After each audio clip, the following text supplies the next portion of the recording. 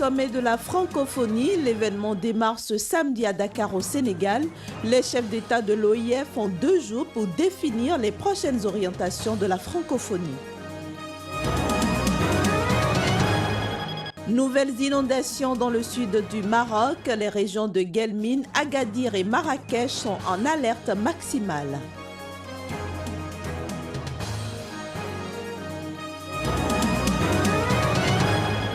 Les fonctionnaires mauritaniens verront leur salaire augmenter dès janvier 2015. La nouvelle a été annoncée vendredi par le président Mohamed Ould Abdelaziz.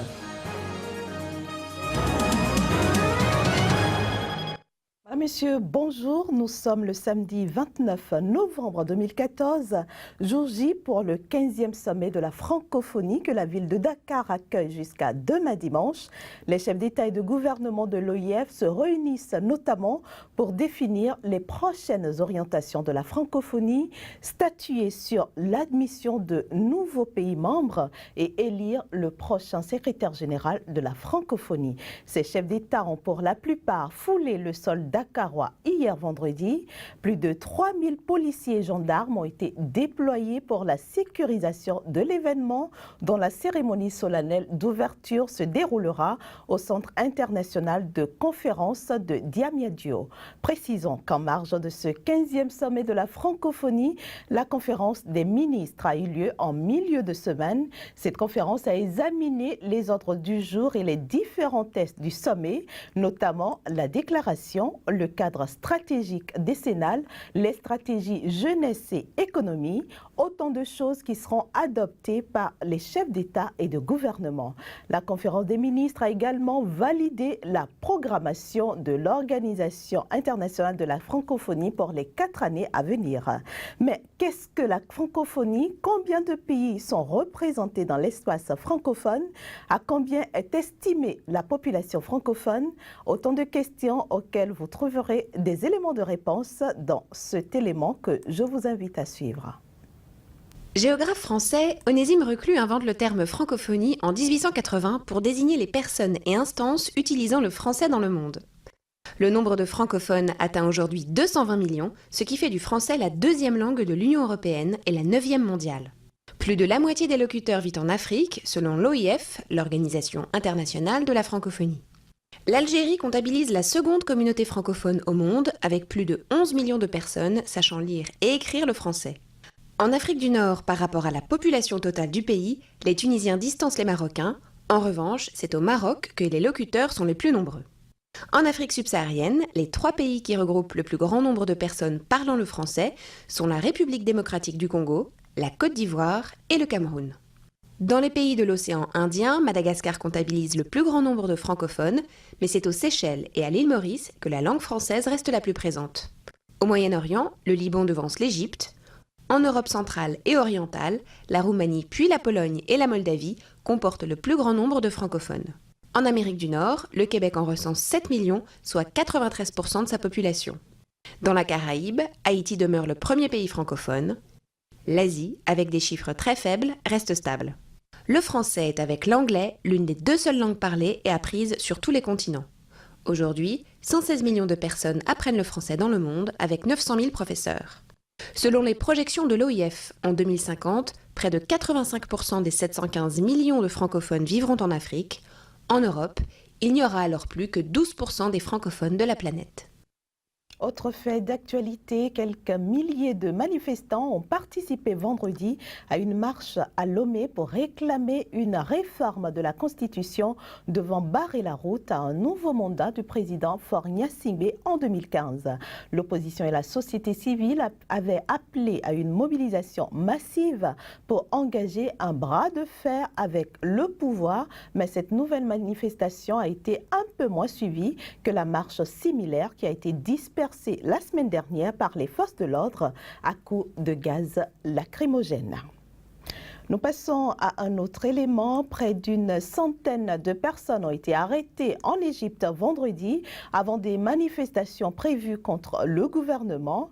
C'est suite à un appel des mouvements salafistes qui protestent contre la destitution du président islamiste Mohamed Morsi en 2013. Depuis la chute de Mohamed Morsi, le nouveau pouvoir mène une répression implacable contre les partisans de ce premier président élu démocratiquement en Égypte, notamment sa confrérie des frères musulmans décrétée comme une organisation terroriste. Au moins 107 membres des frères musulmans ont été arrêtés jeudi soir et vendredi matin car soupçonnés de vouloir organiser des manifestations violentes. Les frères musulmans ont annoncé soutenir les appels à manifester des mouvements salafistes vendredi après la grande prière et ont appelé leurs partisans à le faire pacifiquement. Cependant, le pouvoir actuel en place interdit toute manifestation qui ne serait pas préalablement autorisée par le ministère de l'Intérieur. Après le coup de force de l'armée contre Morsi au lendemain de manifestations de millions d'Égyptiens réclamant son départ, les attaques et attentats visant l'armée et la police se sont multipliés, tuant des centaines de membres des forces de l'ordre selon le gouvernement. Rappelons que lors de la répression contre les pro-Morsi, plus de 1400 manifestants islamistes ont été tués par la police et l'armée, essentiellement au Caire, et plus de 15 000 frères musulmans ou sympathisants ont été emprisonnés. Rendons-nous maintenant au Nigeria. Au moins 120 personnes ont été tuées et 270 blessées vendredi dans des attentats à la grande mosquée de Kano, une mosquée dirigée par l'un des plus hauts dignitaires musulmans du pays qui avait appelé à prendre des armes contre le groupe Boko Haram. L'attaque d'une extrême violence commise dans la principale ville du nord du pays est survenue au moment de la prière du vendredi. Il y a d'abord eu 2 attentats commis par des kamikazes devant la grande mosquée, puis des hommes armés ont ouvert le feu sur ceux qui tentaient de fuir. La mosquée est accolée au palais de l'émir de Kano, Mohamed Sanusi II, le deuxième responsable musulman le plus important du Nigeria. Il n'était pas présent sur les lieux au moment des faits. Une autre information en bref, une partie du sud du Maroc était de nouveau en alerte maximale vendredi en raison de nouvelles pluies torrentielles. Moins d'une semaine après les dramatiques crues de rivières, les régions de Guelmim, Agadir et Marrakech ont de nouveau été frappées par des intempéries. Plus de 100 mm d'eau sont tombés par exemple à Agadir, soit plus du tiers des précipitations annuelles. Aucune victime n'est pour l'heure à déplorer, mais les autorités ont annoncé que la route nationale reliant cette station balnéaire à la plaine de Marrakech avait été fermée. Nous restons au Maroc cette fois-ci pour dire que le pays accueille depuis hier la 2e édition du Forum mondial des droits de l'homme. Ces assises qui se tiennent à Marrakech ont été lancées par le roi Mohamed VI. Plusieurs personnalités y prennent part, dont l'ancien chef de gouvernement espagnol José Luis Rodríguez Zapatero. Plus de 5000 personnes originaires d'une centaine de pays prennent part à ce Forum mondial des droits de l'homme. Au menu de cette 2e édition, une large palette de thématiques, entre autres l'abolition de la peine de mort, les droits des enfants, la liberté de conscience. La cérémonie d'ouverture a été marquée par les applaudissements de l'assistance, surtout à l'évocation de la question des droits des femmes et notamment de la problématique des femmes soulaliates qui se battent au Maroc pour le droit à l'héritage sur les terres collectives. Nous voulons être l'égal de l'homme, avoir les mêmes droits que nos frères et oncles sur les terres de nos grands-pères, a déclaré la représentante des soulaliates, appelant à l'élaboration d'une loi pour garantir à ces femmes l'accès à l'héritage. Le forum se déroule en l'absence de plusieurs associations marocaines des droits de l'homme qui ont choisi de boycotter l'événement sur fond de tensions avec les autorités du royaume. Le président mauritanien Mohamed Ould Abdelaziz a annoncé une hausse de 30 et 50% des salaires des fonctionnaires.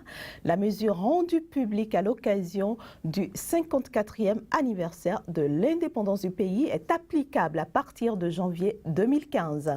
Elle est le reflet de l'amélioration continuelle de la situation économique et de la volonté des autorités du pays de permettre à tous les Mauritaniens de tirer profit de ce cet essor économique. Et puis en Namibie, la SWAPO, le parti au pouvoir, est assuré d'une victoire facile aux élections présidentielles et législatives qui ont eu lieu vendredi. Cette victoire, si elle est confirmée, profiterait beaucoup plus aux femmes, la SWAPO ayant établi la parité homme-femme sur ses listes parlementaires. Mais cette mesure ne convainc pas tout le monde. Pas de suspense aux élections namibiennes. La SWAPO, parti au pouvoir depuis l'indépendance du pays en 1990, devrait de nouveau gagner. Mais cette fois-ci, le parti présente des listes dites zébrées aux élections législatives, hommes-femmes, hommes-femmes. Netumbo Nandi-Ndaitwah, la ministre des Affaires étrangères, milite pour cette parité depuis plus de 20 ans. From the first parliament to the second parliament to the third parliament, we have been increasing the number of women. Du premier au deuxième Parlement et du deuxième au troisième, le nombre de femmes a augmenté. Mais à la dernière élection, il y a eu moins de femmes, alors j'étais très déçue. C'est à ce moment-là que nous avons dû devenir plus agressifs pour sensibiliser le parti. Parce que si nous n'en faisions pas une obligation, il y avait un risque qu'on ait encore moins de femmes. Donc je suis très contente cette fois-ci. So that is why this time I'm very happy. Sur 72 députés namibiens, 25 sont des femmes. Leur nombre devrait augmenter tout en préservant les sièges de nombreux parlementaires masculins déjà en place. Le parti au pouvoir a en effet augmenté le nombre de sièges total à 96. Mais pour la féministe Rosa Namises, les listes zébrées arrivent trop tard. It is surprising that after so many years, c'est surprenant qu'après tant d'années, SWAPO appelle à la parité, il y a environ 4 mois, juste avant les élections. Pour moi, c'est de la poudre aux yeux pour obtenir plus de votes. Gredula Nashima va voter pour la SWAPO, comme toujours. Mais cette mère célibataire aimerait du changement. Elle passe ses journées à décortiquer des têtes de bœuf pour récupérer et vendre la viande. Plus de femmes au pouvoir, pourquoi pas, si cela signifie que les politiques s'intéressent plus à ces problèmes, l'accès à un vrai logement, à l'eau, à l'électricité.